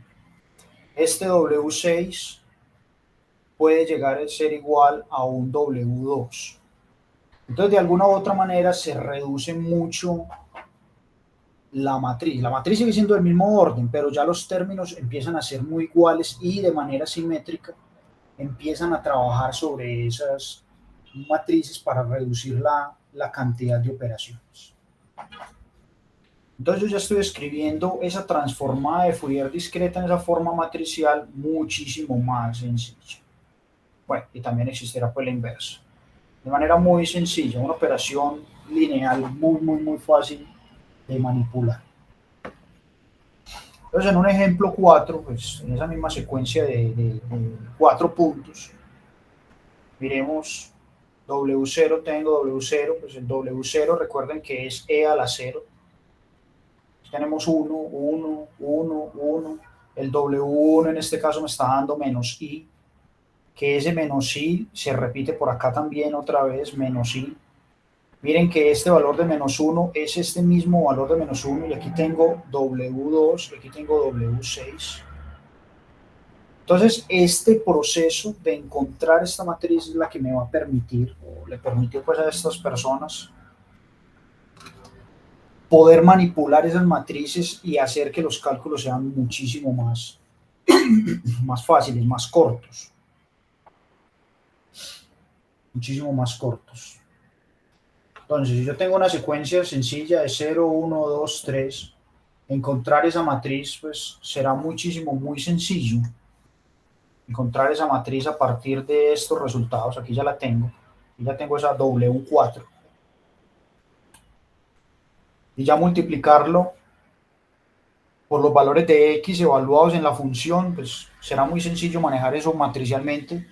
Y en este caso pues tengo amplitudes y tengo fase. Pues realmente se hace muy sencillo manejarlo de esa manera matricial. Esa W4 está establecida en todos los libros. Ustedes abren cualquier libro de análisis de Fourier. Yo tengo miles de libros. Si me permiten, les muestro. Aquí tengo 49 libros de Fourier y otros 3 por aquí en esa extensión de YBU. Y todos tienen exactamente esa matriz ya establecida. O sea, eso es, por decirlo así, una matriz constante. W4. Existirá para la W5, la W6, la W7. Entonces es muy fácil programarlo y hace muy rápido el cálculo. Hace demasiado rápido el cálculo. Hay una propiedad muy importante y es la de periodicidad que tiene la función. Entonces, esta xn pues es periódica para todos los n, o puede ser aperiódica, no me interesa. Pero lo importante es que esta xk, perdón, también es periódica para todos los n. Entonces, de esto también se valen estas personas que descubrieron esa Fast Fourier Transform para reducir esos cálculos. También existe la de linealidad, o sea, pasar de un lado al otro sin ningún problema. Si yo tengo por aquí una función, puedo encontrar su DFT, tengo una segunda función, puedo pasar su DFT sin ningún problema. Y para cualquier valor constante, ya sea real o complejo, pues lo que yo voy a tener es que la suma de una más la suma de la otra llega a ser en la transformada de Fourier, en ese universo frecuencial, la misma suma. Entonces muchas veces se vale uno también de esta propiedad para operar fácilmente con las señales. Solo quise mencionar pues como unas cuantas. Esto es sacado del libro de Prokis and Manolakis de la 4ª edición. Ese fue el libro que recomendó el profe. Y hay unas cuantas pues de propiedades. Por aquí es donde se habla como de la convolución que mencionaba el profe ahorita y de una correlación circular que tienen cada una de esas matrices en su proceso. Realmente, muchachos, yo quisiera mostrarles como algún ejemplo. Hola, Lai, cuéntame. Compañero, creo que puedes, por favor, irte a la diapositiva anterior. Claro. Ahí no sería K y no sería N. Tienes toda la razón. Gracias. Tienes toda la razón. Eso. Discúlpeme, esto se hizo a las 3 de la mañana. Yo tengo muchas cosas que hacer también. Creo que no nos ha pasado, ¿no? Juan, antes del ejemplito que estabas mencionando, yo quisiera hacer unos comentarios. Claro, profe. El tema de la FFT, les cuento, históricamente fue el que disparó la electrónica. Eso fue un paper por allá a mediados del siglo pasado, ¿sí? E incluso en el momento en que se propuso el algoritmo, el primero de estos, pues no se consideraba práctico porque no había computadores pues que pudieran hacer esos cálculos. Pero cuando empezó a aparecer años 80, 90, la forma de hacer esos cálculos con valores complejos y demás, hubo una explosión de aplicaciones y hoy en día les cuento, por ejemplo, que incluso que eran temas eminentemente de electrónica análoga como modular señales. Hoy en día, por ejemplo, el 3G para celulares se basa en la FFT para hacer modulaciones. Y lo sé de primera mano pues por un trabajo en el que ahí por los laditos participé con un compañero que está ahorita mismo diseñando circuitos integrados, diseñando chips. Y el hombre es un mago en todo su cuento de circuitos integrados y sabe mucho, pero en algún momento tuvieron que recurrir a preguntarme unas cositas de la FFT porque esa operación está metida por allá adentro en el proceso de modulación del estándar 3G. Y los posteriores, ¿no? Porque ya los otros son actualizaciones pues, de ese primero. Ese era el primer comentario, ¿sí? Que la FFT fue la que disparó todo este tema y a lo mejor ustedes han visto este curso hoy en día gracias a ese paper pues, que hizo, entre comillas, el descubrimiento de cómo calcular mejor esa transformada rápida.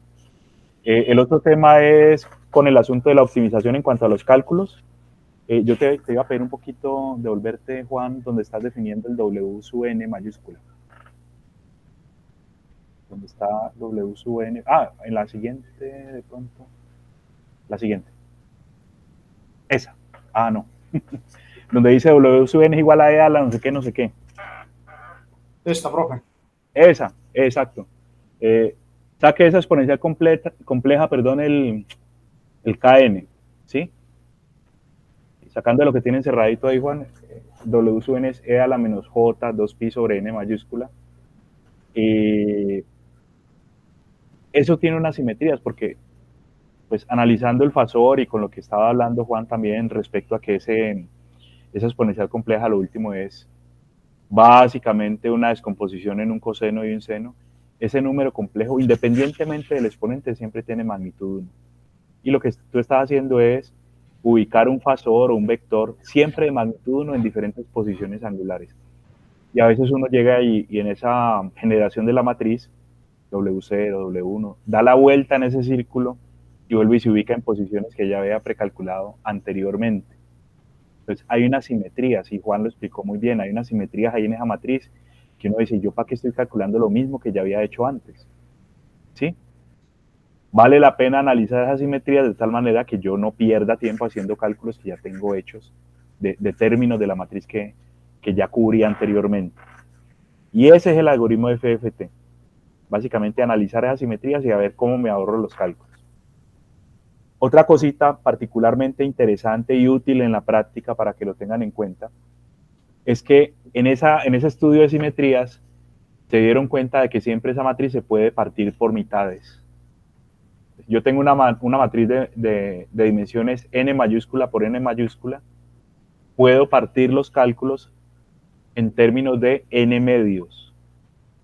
Y si me da, puedo partir esos cálculos también en términos de n cuartos y luego de n octavos y siempre dividiendo por 2, un medio, un cuarto, un octavo. Y a lo último, hacer muchas operaciones con poquitos puntos, o sea, con un n pequeño, sale más práctico que hacer una sola operación matricial con un n grandotote. Entonces, a nivel práctico les cuento, y lo hablaba con alguno de ustedes, ya no recuerdo con quién, esta semana o la semana pasada, a nivel práctico me conviene hartísimo que el tamaño o el número de puntos que yo quiero calcular para una FFT sea potencia de 2. Si usted me pone, por ejemplo, un n de 100, un problema de 100 lo divido en 2 problemas de 50 o en 4 de 25, pero ya de 25 no me puedo bajar más porque 25 no tiene un valor exacto cuando le saco la mitad. Y aquí estamos trabajando todo el tiempo con valores enteros. ¿Sí? Entonces, puedo reducir 2 veces, ¿cierto? De 100 paso a 50, de 50 paso a 25. Stirley. Yo creo que yo pregunté eso. Eso era ese parámetro que en MATLAB uno pone como NFFT, ¿cierto? Sí, señor, exactamente. Ah, pues pucha. Ya les conté el final, me tiré la novela. Sí, profe, se me tiró la novela y no, mentira, no, pues está bien, pues, pero a eso íbamos. Ok. Realmente esas potencias de 2, y en algún momento con el profe lo habíamos hablado también, cuando ese número no es, por ejemplo, 100, que no es como esa potencia de 2, pues uno puede rellenar de ceros, o sea, hacer que ese número sea potencia de 2 y lo sobrante rellenarlo de ceros, profe, ¿no? Exacto, eso es zero padding, es una cosa común en procesamiento de señales, rellene con cero, ¿no? En español sería rellene o complete con ceros. Y el último comentario, para no seguir con eso, porque entonces lo vas a explicar vos, el último comentario es el tema del desempeño, o sea, de la velocidad. Hay en sistemas, ¿cierto? Hay un estudio que se hace sobre los algoritmos que se llama justamente complejidad, ODN, le llaman a eso, tal cual como suena, ODN entre paréntesis. El ODN de una DFT es n cuadrado. ¿Sí? La DFT maneja un ODN, una complejidad de n cuadrado. Yo creo que con lo que ha expuesto Juan hoy, para nadie es misterioso eso, ¿cierto? Porque finalmente la complejidad de calcular esta DFT, como él la explicó al principio, la que tenemos ahí en el tablero, en la presentación, la complejidad de la DFT varía con el cuadrado del tamaño de los puntos, o sea, con n mayúscula, n cuadrado. ¿Sí? Y no sé si lo tiene Juan de pronto más adelante, la complejidad de la FFT se logra reducir a una función n logaritmo en base 2 de n, que si usted compara, pues, para n grandes, lo que uno se gana es mucho. Te gana uno muchos cálculos pasando de n cuadrado a n logaritmo en base 2 de n. ¿Sí? Y piensen ahora, para terminar y darle la palabra a Juan, piensen, por ejemplo, en una señal de voz. Una señal de voz puede tener miles de muestras. Entonces, n es grandísimo y si usted le va al cuadrado, pues más grande todavía la cantidad de cálculos que tiene que hacer. Y aunque los computadores hoy en día son muy rápidos, pues de todas formas es mucho tiempo el que se demora haciendo todo ese volumen de cálculos. Listo, Juan, qué pena, dale.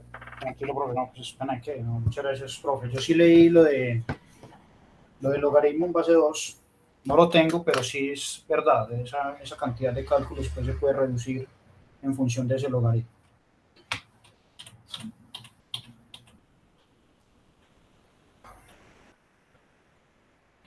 Como el profe lo mencionó, está esa correlación circular, está ese cambio frecuencial circular, ese cambio del tiempo circular, y es donde se dieron cuenta muchas personas que, como decía el profe ahorita, que uno calcula al principio cierto valor y más adelante vuelve y calcula ese valor y más adelante vuelve y calcula ese mismo valor.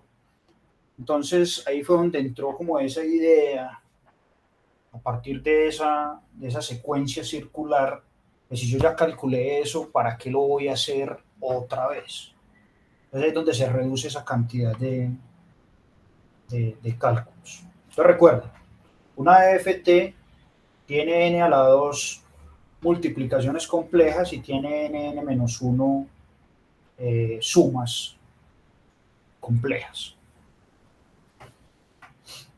Entonces, si estamos hablando, por ejemplo, de un n igual a 4, por decir algo, pues tendré 16 multiplicaciones y tendré 12 sumas. Entonces, como el profe lo mencionaba, ¿qué tal si yo descompongo esa EFT en dos secuencias? Una secuencia, digamos, de las muestras pares y otra secuencia de las muestras impares. Yo voy a obtener, a partir de esa propiedad lineal, recuerden que si yo le saco la EFT a x1 más x2, le hago la EFT, pues tendré x mayúscula 1 más x2 mayúscula. Entonces lo que estoy haciendo es cogiendo mi función original y coger las muestras pares y las muestras impares, separarlas y calcularle ese EFT. Entonces ahí es donde empiezo a ahorrarme cálculos y ya se van a dar cuenta por qué. Entonces inicialmente lo partí en 2, como dijo el profe ahora lo voy a partir en n a la 4. Ya les voy a mostrar un pequeño cálculo que hice mostrando ese detalle en particular. Entonces lo divido entre 2, después lo divido entre 4, y si es posible entre 8, y si es posible entre 16 y así sucesivamente. Entonces, si yo inicialmente tenía un n igual a 4 y estaba operando con 16 multiplicaciones, al pasar a n sobre 2, pues me quedará 2, ya la cantidad de multiplicaciones que tengo que hacer son 4. Pues ahí es donde entra esa... Juan, pero 4 multiplicaciones en 2 problemas aparte. Sí, señor, sí, claro. En 2 problemas. Entonces serían estas 16 comparadas con 8. 4 más otras 4 en 2 problemas. Claro, profe, muchas gracias. Tiene toda la razón, porque yo separé en par y en impar. Pero igual se reduce, pues, la cantidad. Entonces aquí tenemos la función discreta, la transformada discreta de Fourier. Y aquí tengo mi parte par. Aquí lo vemos, 2R. Aquí tengo mi parte impar. Aquí tengo 2R más 1. Aquí tengo esa linealidad de la transformada de Fourier W, esa matriz que les decía, y tiene 2R por K. Ya el N pasa a ser 2R porque estoy separando lo par de lo impar, y aquí el N pasa a ser 2R más 1. Operando sobre esa cantidad de exponentes y todo, aquí tengo Wn sobre a la 2 Rk. Y aquí lo que tengo es también exactamente el mismo término Wn2 R a la K. Entonces es aquí donde se dan cuenta que es hacer exactamente el mismo cálculo. Separando eso, como les digo, entre pares e impares. Y justamente ese Wn2, si recuerdan la definición de W es E a la menos I2pi nk sobre n mayúscula. Entonces en este caso, pues aquí está la n, la cantidad n, de muestras, menos I2, y este 2 me está indicando esa N. Y esto resulta ser igual, si yo bajo este 2 aquí al denominador, como lo tengo acá, esta expresión es WN sobre 2. Entonces miren cómo esta operación y esta operación son lo mismo.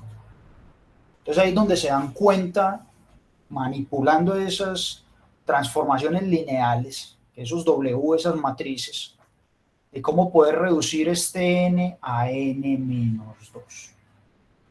Entonces, la operación que yo tenía antes, donde tenía ahorita, me voy a devolver, miren que aquí teníamos un 2, indicando una cantidad de cálculos N, pues en función de esa N, ya no tengo sino cálculos en función de N menos 2. Entonces, como les decía ahorita, si N es 4, inicialmente yo tenía 16 multiplicaciones. Si ya N es 2, tengo 4 operaciones por un lado más 4 operaciones por el otro, lo que me corrigió el profe ahorita.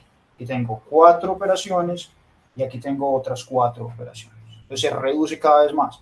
Y si es posible, dependiendo del tamaño de la muestra, yo puedo hacer el mismo proceso y pasar de ese N sobre 2 a N sobre 4 y así sucesivamente. Si me lo permite, pues en este caso en particular en que escogí 4. Bueno, sí me dio, claro, por supuesto. Entonces ya las operaciones se reducen muchísimo más. Pero ya no podría pasar pues ya porque ya no es un número entero. Entonces antes tenía n al cuadrado multiplicaciones y n menos 1 sumas. Ahora tengo n sobre 2 al cuadrado, n sobre 2, n sobre 2 menos 1 multiplicaciones. Y es ahí donde entra la transformada rápida de Fourier. Esa es como todo ese proceso de ese algoritmo, por decirlo de alguna manera. Y existen, como les dije, muchísimos algoritmos para esa transformada de Fourier rápida. Darse cuenta de esa cantidad de cálculos se pueden reducir porque yo los estoy calculando cada vez más de una manera circular, digamos de una manera frecuencial. Entonces se pueden reducir esas cantidades de cálculos. Existen muchos, yo puse ahí como unos ejemplos, algunos ejemplos pues, de transformadas rápidas de Fourier. Están en muchos libros todos esos algoritmos y explican y muestran incluso el programa de MATLAB.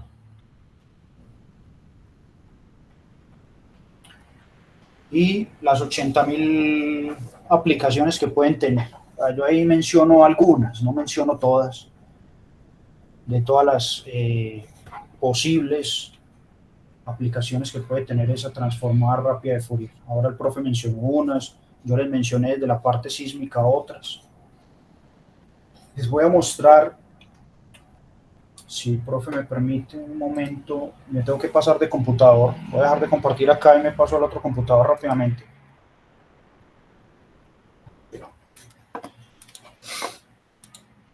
Ya para terminar. Iba a mencionar simplemente que mientras Juan comparte ahí, mencionar que yo creo que varios de ustedes aterrizaron en este curso justamente porque el caso de Juan, por ejemplo, de algún otro de los que está aquí presente en la videoconferencia, pues porque querían conocer más a fondo de pronto esta herramienta, ¿no?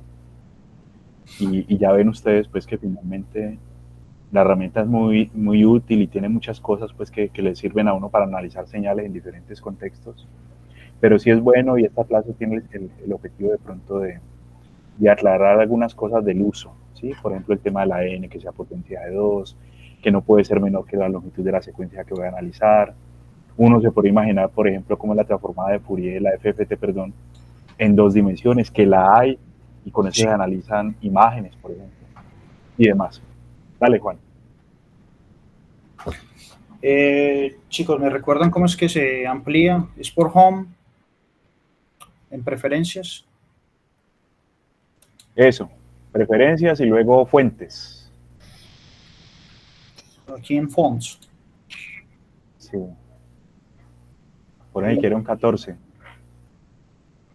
Acá, ¿es profe? Sí. Ahí lo vemos mejor o lo aumento más. Ahí está bien. Vamos a ponerle un 16 o qué. No sé. Bueno, yo creo que ahí sí se ve mucho mejor. Entonces son dos pequeños programas de MATLAB, no tienen pues como mucha ciencia, muchachos. Aquí tengo una señal armónica que depende pues de unos valores discretos que yo llamo XX. Aquí tengo la señal, un seno de 2pi 15 por x, XX, más seno de 2pi 40 XX. Y aquí lo que hago es esa transformada de Fourier discreta. Miren la operación, aquí tengo la exponencial, aquí tengo el complejo pi nk, pi sobre 2 nk.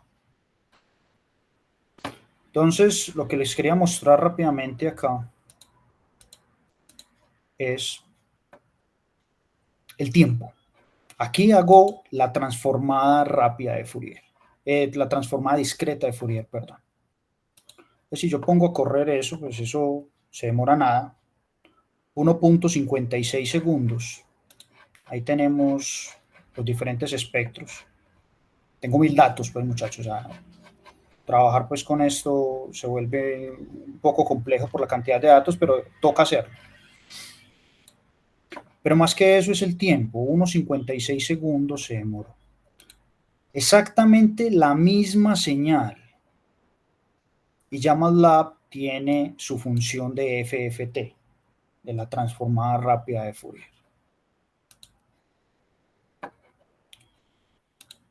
Pues, obtengo los mismos resultados. Un décimo, ¿no? Del tiempo. Y miren el tiempo. 0.15 segundos, mientras que ahorita se nos demoraba 1.56 segundos. Es una y función, eso, Juan, solamente perdón, interrumpo. Tranquilo, profe, claro que sí. Y eso que 1000 todavía no es una cantidad importante de datos. Vuelvo y pongo el ejemplo de una imagen, por ejemplo, cuántos píxeles tiene una imagen en HD, o un audio, por ejemplo, o una señal sísmica que usted ha grabado varios días seguidos. A eso iba Sí, precisamente, sismógrafo. claro, ahí tengo poquitos datos, 1000 no es nada realmente. Lo que dice el profe es verdad, 1000 no son nada. Entonces, en algún momento yo le había comentado al profe que yo quería pues como trabajar este tema. Aquí es un programa que usamos nosotros de manera sísmica. ¿Alguien levantó la mano? Ah, no, es el profe mandando la... Qué pena, fui yo que estaba mandando la encuesta. Entonces, aquí es una señal sísmica. Esto es algo que trabajamos día a día. Este es el sismo de Kobe de 1995 en Japón, que fue uno de los sismos más fuertes que ha existido en el mundo. Por lo que yo les decía, o sea, la duración del sismo, el contenido frecuencial que se traduce en energía y las amplitudes. Entonces, este programa me arrojaba directamente este espectro de Fourier. Ya toma el espectro de Fourier y yo, pero ¿de dónde nace ese espectro de Fourier? ¿Cómo se construye ese espectro de Fourier? Entonces usábamos programas, o uso programas que uno le da clic y ahí tome su espectro. Ahí está el contenido de frecuencias. Entonces nosotros ya jugamos con estas frecuencias para lo que les comentaba de la cantidad de energía que se va en X, la cantidad de energía que se va en Y o en Z, en fin.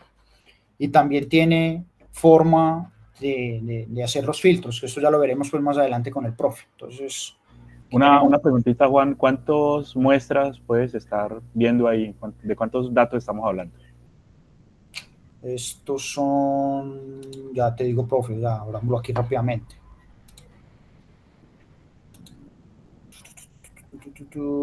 Son 4096 muestras, Datos. profe. Sí. Ok, dale. Sí, pues son cada 0.01 segundos. Ok.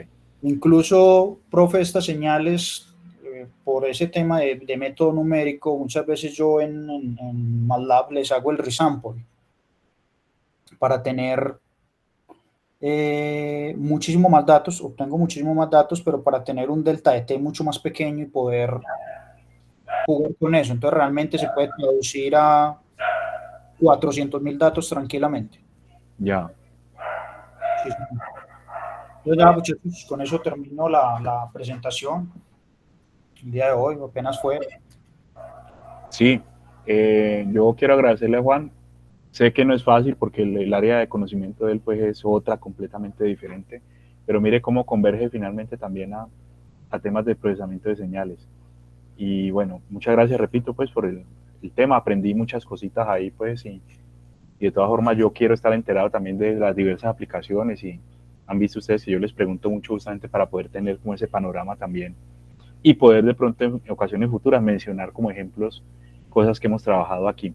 No sé si alguien tiene, creo que tenemos tiempo para una preguntita, no sé si la hay. De pronto, Daniela. Porchen mucho, profe, pues. A ver, Daniela, cuéntame, ¿cómo estás? Hola, Juan Fernando. Una preguntita, sino que usted nos mostró, que me pareció muy interesante, lo de que ustedes como ingenieros, creo que ingeniero civil, si no recuerdo, Sí, si sí. mal recuerdo, utilizan la transformada rápida como para, así como nos mostraba el ejemplo de la sopa, que para separar los ingredientes. O sea, ¿qué frecuencias ustedes logran como filtrar con la transformada rápida o la transformada de Fourier como tal?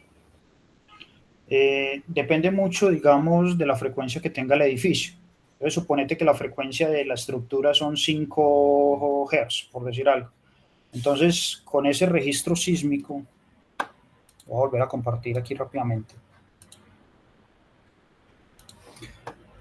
Rápidamente no, esto se demora mucho ya. Entonces ya uno entra, digamos, con esta cantidad de frecuencias. Mira, por ejemplo, te dije que la estructura tenía 5.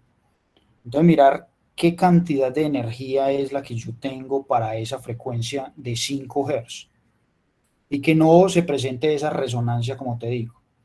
Esa es una de las aplicaciones como tal. Otra de las aplicaciones es encontrar esos armónicos uno a uno, a convertir estos ya a unos senos y cosenos, y convertir esos armónicos, esos picos que yo mostraba ahorita en una de las diapositivas, y medir cuánto es la cantidad de energía que hay en cada pico. Y esa cantidad de energía se traduce en el movimiento en X del edificio, el movimiento en Y. Cuando es muy cuadrado el edificio, pues X y Y es lo mismo. Entonces yo diseño para X y para Y de alguna u otra manera. Cuando digo diseño es pongo las tantas columnas de tantas dimensiones, las mismas en X y en Y. Pero cuando el movimiento es muy en una sola dirección, entonces yo ya tengo que cuidarme de que esos elementos atiendan esa cantidad de energía que le está sometiendo el sismo.